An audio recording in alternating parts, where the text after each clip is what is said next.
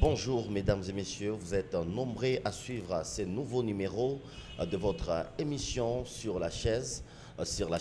Aujourd'hui, nous parlons de la spoliation de certains terrains publics en ville de Goma, les cas de Mont-Goma, mais aussi du terrain de la Société congolaise de postes et télécommunications à la place communément appelée Kabalagala.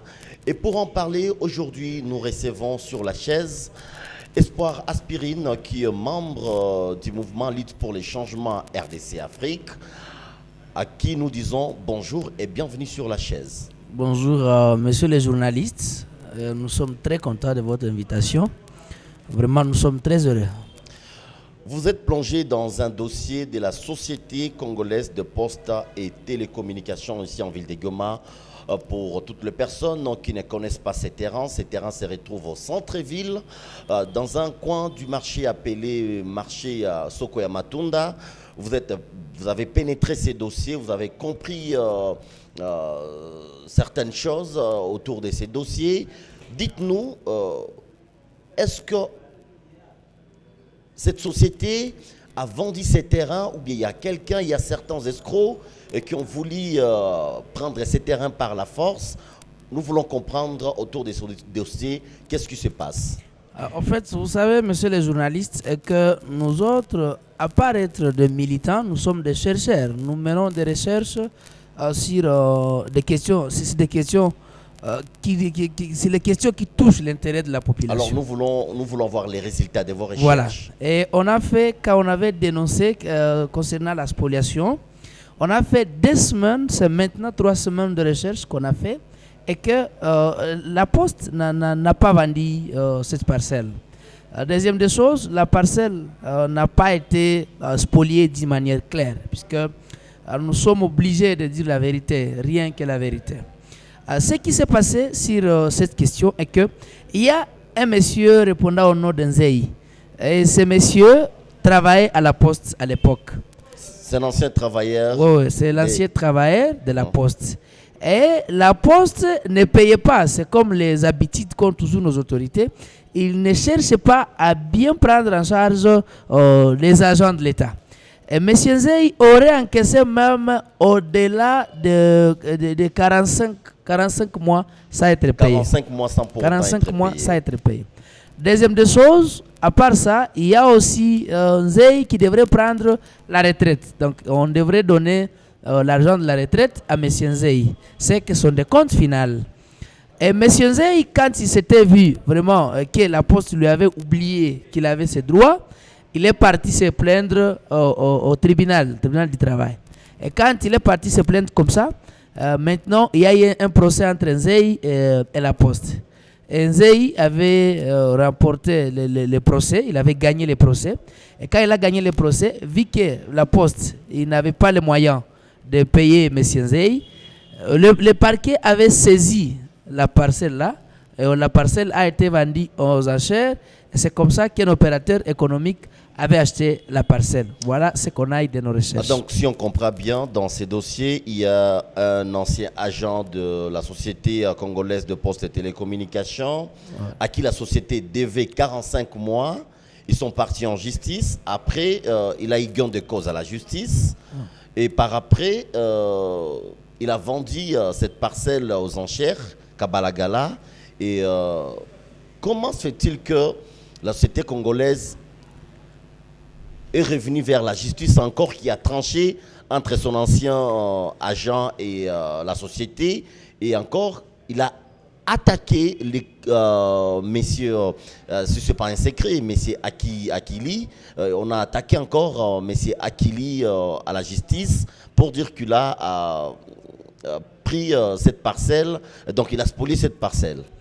En fait, vous savez, bien sûr que je fais les droits, mais tout jugement est attaquable. C'est qu'on peut juger comme ça, on peut interjecter l'appel, c'est légal. Et ils ont aussi droit d'attaquer s'ils ont vu qu'ils sont lésés. Donc, c'est de leur droit. Maintenant, moi, je condamne personnellement, comme Aspirine, je condamne la Poste à 90%. Puisque si la Poste payait bien ses agents, si la Poste respectait la procédure de paye, je vous dis que cette parcelle serait toujours à la poste.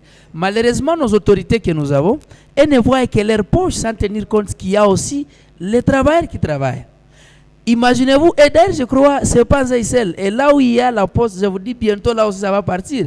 Donc, une révélation, là où on retrouve le bureau de la poste, ça va aussi partir, c'est ce que vous venez de dire. Je l'ai dit, ça va aussi y a partir. Quoi aussi là-bas? Ça va aussi partir, puisque il semblerait qu'il y a aussi d'autres agents jusqu'à maintenant qui ne sont pas payés. Et ils iront aussi en procès. Ah, donc il y a d'autres agents qui ont vu qu'un ZI a eu gain de cause, il a vendu cette parcelle.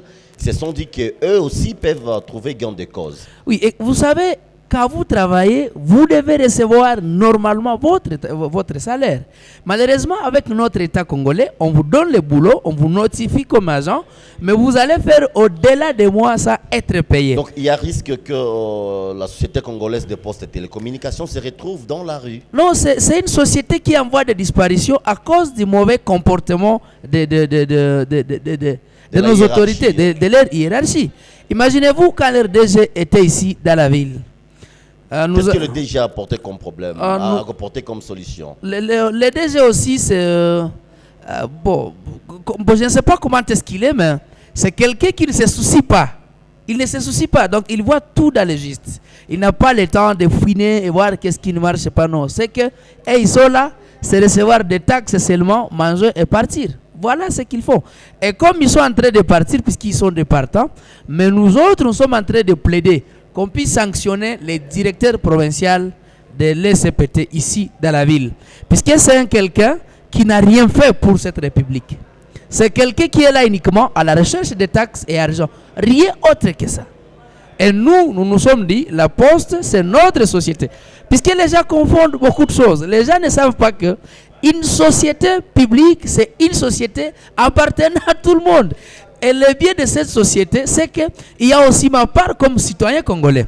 Donc, si on te comprend bien, la SCPT peut se retrouver dans la rue parce qu'il y a d'autres agents qui veulent attaquer la société en justice. À tout moment, ça peut arriver. Je ne le confirme pas, mais à tout moment, ça peut arriver. Ça peut arriver. Si les autorités ne parviennent pas à définir une autre politique qui va aider les institutions congolaises à bien évoluer, je vous dis, la ville de Goma elle-même avait 144 maisons de l'État. Et les 144 maisons de l'État, aujourd'hui, nous ne restons qu'avec de la poudre aux yeux. Il y a bien sûr ceux-là qui ont été vendus en cascade, et il y a d'autres qui avaient respecté la procédure de désaffectation. Mais la question liée à la poste, la parcelle là de la poste, je ne suis pas le juge. Donc si on comprend bien, du côté de ces terrains de Kabalagala, il n'y a pas spoliation. Il n'y a pas spoliation. Dans des termes clairs, il n'y a pas spoliation. Il n'y a pas spoliation. Il y a une procédure normale à la justice. Exactement. Merci. Nous sommes sur la chaise et nous parlons de spoliation de certains terrains publics en ville de Goma. Parlons du terrain, parlons aujourd'hui des sites touristiques. C'est qu'on voit comme site touristique en plein cœur de Goma. C'est Mont Goma qui est derrière nous, tout juste. Alors, nous voulons savoir, nous avons vu le gouvernement Carlin Zanzou Kasivita avec le ministre de l'urbanisation à cette époque, qui n'est-ce pas, allait sceller certaines portes au niveau qui longe le pied du Mont Goma. Mais aujourd'hui, tout est rentré à la normale. Les gens continuent à faire du n'importe quoi sur Mont Goma. Est-ce que c'est la faiblesse de l'État? En fait, cette question, monsieur le journaliste, c'est une question vraiment très intéressante.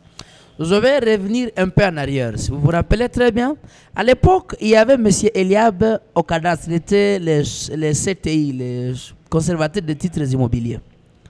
Et nous l'avions constaté, à part la disparition de 144 maisons de l'État, il y a aussi notre bijou, notre maman, et d'ailleurs l'identité de la ville de Goma, le mot Goma, qui commençait déjà à être rongé petit à petit avec la bénédiction de certains agents du cadastre, mais aussi certains agents du ministère des Affaires foncières. Et quand on l'avait constaté, on a dénoncé dans l'urgence et on a vu les gouverneurs s'impliquer. À l'époque, le gouverneur Carly s'impliquait. Malheureusement, il avait scellé des portes, mais on a vu le procureur se lever le matin, peut-être s'il avait porté des lunettes, je ne sais pas, se réveiller le matin et déceler toutes les portes qui ont été scellées. Mais il faut qu'on commence normalement la genèse du problème. Moi, je me rappelle, à l'époque, le gouverneur Arepo, le gouverneur, s'il est devenu honoraire, je ne sais pas, le gouverneur Carly, il était ministre des Affaires foncières. Et c'est Julien, aujourd'hui le ministre de l'Industrie, qui était le gouverneur. Et c'est comme ça qu'avec leur complicité, qu'ils avaient commencé à vendre certaines parties du Mogoma. Donc, comment on peut comprendre quelqu'un qui était de mèche pour vendre certains terrains au niveau de Mogoma, qui est arrivé aux affaires comme gouverneur, qui attaque encore les gens à qui il a donné ce plan pouvoir d'acquérir de terrains sur le Mogoma. Il n'a jamais attaqué. Il n'a jamais attaqué. Quand son ministre des Affaires foncières passait pour sceller de porte. Donc c'était une mascarade. C'était une mise en scène, monsieur le journaliste. Vraiment, c'était une mise en scène bien organisée. C'était pour essayer de détourner l'attention de la population. C'était une mise en scène bien organisée. C'est que quand le gouverneur Carly était ministre des Affaires foncières, tous nous sommes nés dans cette ville. C'est là où que les maisons ont commencé à jaillir d'ici et là sur le Mogoma. À l'époque, il avait le plein pouvoir de stopper. C'est qu'aujourd'hui, nous vivons avec les prédateurs de la nature. Les gens ne voient pas que leur poche sans tenir compte que demain ou après-demain, l'arbre doit pousser là-bas pour la protection de la nature. Mais aujourd'hui, s'il est venu pour dire qu'il veut sceller, à l'époque, il était ministre de l'affaire foncière, il y a M. Eliab qui était toujours CTI et Julien qui était le gouverneur. Ils avaient le plein pouvoir puisqu'ils avaient un triangle bien cadré qui pouvait bloquer. Mais imaginez aujourd'hui, là-bas à Mogoma, il y a déjà des maisons de l'X. Là-bas, il y a des parcelles qui ont des titres. Il y a des parcelles qui ont leur certificat et d'autres qui n'en ont même pas. Et puis on se pose la question aujourd'hui, est-ce qu'il n'est pas grand temps, comme nous sommes dans l'état de siège, est-ce qu'il n'est pas grand temps, comme les mafieux ne sont plus au pouvoir, est-ce qu'il n'est pas grand temps de récupérer certaines choses qui appartenaient à l'État? Et donc là, si on vous comprend bien, vous invitez le gouverneur militaire à remettre de l'ordre dans la maison. Exactement, puisqu'il y a péril à la demeure, monsieur le journaliste. Il y a péril à la demeure et ne soyez pas surpris de voir si réellement aussi l'état de siège, ils sont déterminés pour remettre de l'ordre dans la maison. Ne soyez pas surpris de voir ramasser les gens d'ici et là. Et ils seront ramassés. Donc il y a des gens qui sont derrière... Donc aujourd'hui, Mogoma est détruit. Cette destruction, il y a des gens qui ont concouru pour que cette destruction ait lieu. Exactement. Vous avez cité Carly Nzanzuka Sevita. Oui, puisqu'il était ministre à l'époque des Affaires foncières. On comprend bien.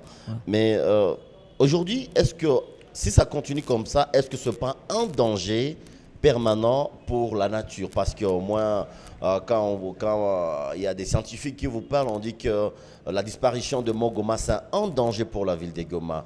Qu'est-ce que vous, en tant que de mouvement citoyen, qu'est-ce que vous comptez encore faire davantage pour sauver ce qui nous reste aujourd'hui? En fait, vous savez, nous avions décidé, les militants de différents mouvements citoyens, on a créé une synergie dynamique de jeunes activistes. Et nous nous sommes dit, cette dynamique, nous avons des programmes que nous devons suivre. Mais aussi, l'état des sièges ne va pas nous empêcher de réclamer ce qui nous appartient.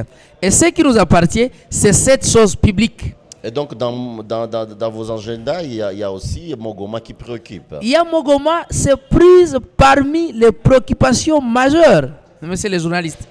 Et nous sommes en train de réfléchir sur comment aller planter les arbres sur Mogoma.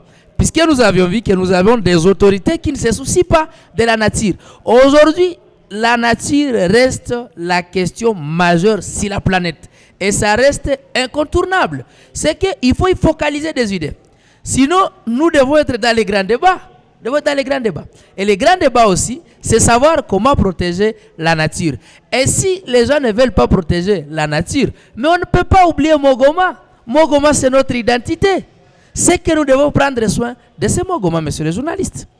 Merci Espoir Aspirine. Nous sommes en train de parler toujours de Mogoma. Vous invitez, à la fin, vous invitez le gouverneur militaire à remettre de l'ordre. S'il peut commencer par Mogoma, est-ce qu'il faut détruire de maisons déjà construites? Non, en fait, vous savez, on ne détruit plus aujourd'hui, puisque le monde a évolué. Mais on peut instaurer une certaine taxe spéciale, comme on a fait avec les 10 mètres de rive.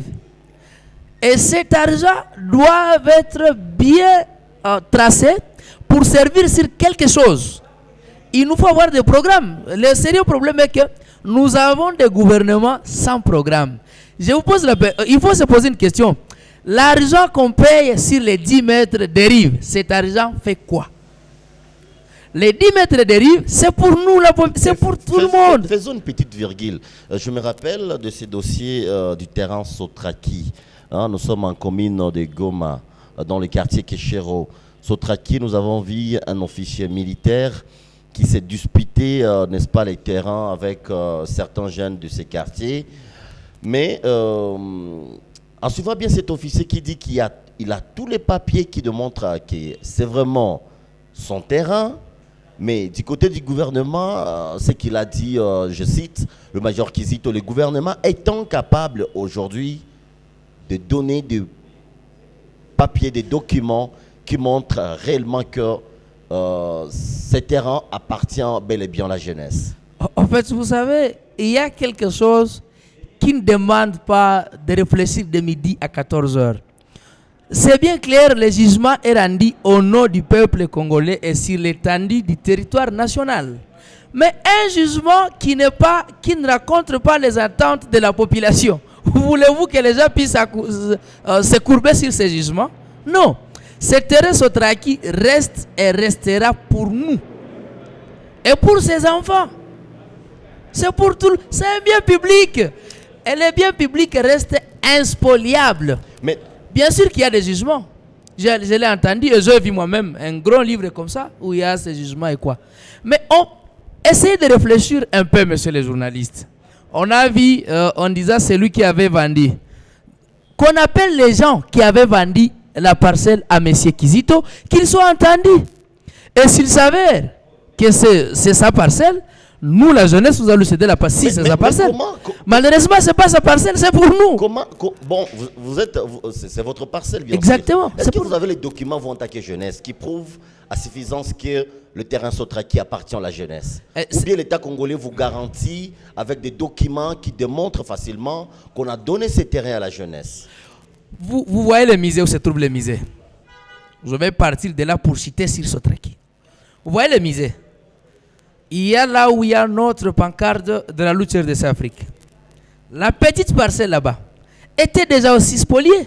Par qui? Par certains opérateurs économiques. Et la parcelle là-bas, la même personne qui se disait que c'est sa parcelle, il avait tous les documents que c'est sa parcelle. Mais nous sommes aujourd'hui dans un monde où on ne peut plus marcher sur les têtes des gens. On ne peut plus marcher sur la population comme on le faisait à l'époque.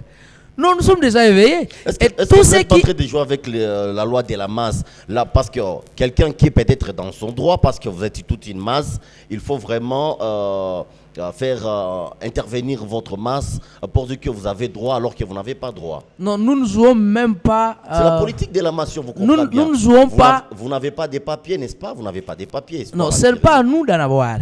Ce n'est pas à nous d'en avoir, mais je crois les documents, les papiers restent et resteront dans les services habilités à livrer les papiers sur la terre, monsieur le journaliste. Merci, Espoir. Oui. Nous sommes presque arrivés à la fin de cette émission. Face à nos caméras, pour deux petites questions. Pensez-vous que la spoliation de certains terrains publics en ville de Goma est l'œuvre de certaines autorités? Oui ou non? Oui. Donc, les parcelles qui sont spoliées à Goma, c'est l'œuvre de certaines autorités. Est-ce que vous pensez... Attendez, je reviens en arrière. Pour à l'époque, c'est beaucoup, une minute, c'est beaucoup. À l'époque, l'ex-ministre du gouvernement Kabila, quand il avait signé une lettre de désaffecter certaines parcelles de l'État, Dans la lettre, dans l'esprit de la lettre, c'était bien clair. Il fallait désaffecter les parcelles qui ont été calcinées par la lave. Et des parcelles dont l'État congolais n'était plus à mesure de réhabiliter. Mais ils sont partis très loin. Ils ont vendu même les parcelles qui n'ont jamais été touchées par les volcans.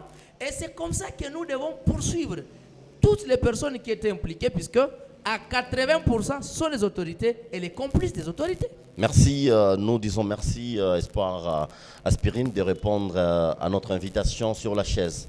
Merci, monsieur le journaliste. Je rappelle que vous êtes membre du mouvement Lutte pour les changements, Lucha RDC Afrique. Mesdames et messieurs, c'est la fin de votre émission sur la chaise. Merci de partager nos vidéos, merci d'aimer nos vidéos. On se retrouve à la prochaine.